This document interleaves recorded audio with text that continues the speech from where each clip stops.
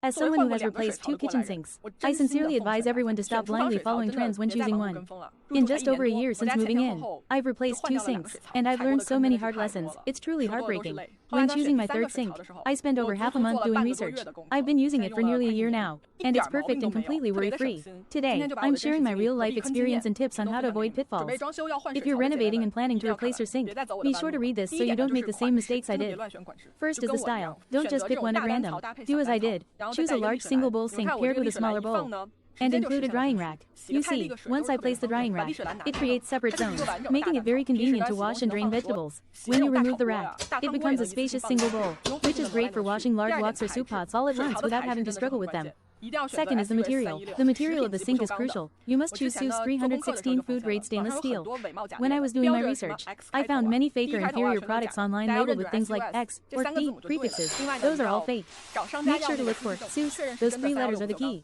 Also, be sure to ask the merchant for the certification to confirm it is genuine 316 stainless steel, so you can use it with health and peace of mind. Third is the thickness. When choosing, make sure to ask about the thickness of the sink. Opt for a countertop thickness of no less than 4 mm and an overall sink thickness of 1 mm. My first sink didn't have enough thickness, and it started to warp after about 3 months. This current combination of thickness is stable and durable, and it should last for 10 or 20 years without any issues. Fourth, choose the original color. I previously followed the trend and chose a gunmetal gray one. It looked high-end, but after using it for a while, it showed dirt easily and the paint started to peel, and once the paint peels, it looks terrible. Look at my current one in the original color. It has no paint finish. So no matter how you use it, it won't peel, even if you scrub it with steel wool. There are no marks, and it looks better the more you use it. I highly recommend this style. Fifth, choose a 185 mm widened drain.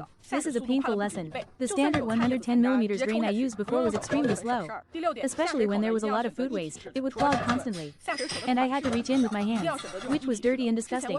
Now, with this 185 mm widened drain, the drainage speed is more than twice as fast.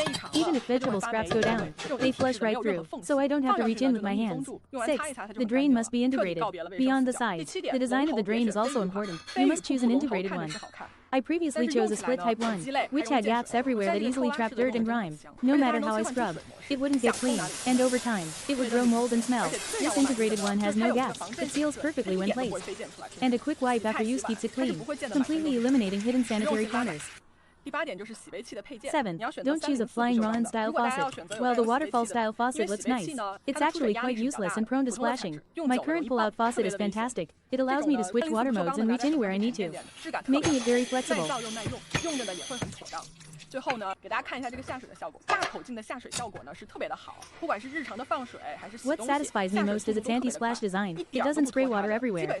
When washing vegetables or dishes, I don't end up covered in water. It's incredibly practical. 8. For the cup washer accessory, choose 304 stainless steel if you decide to get one.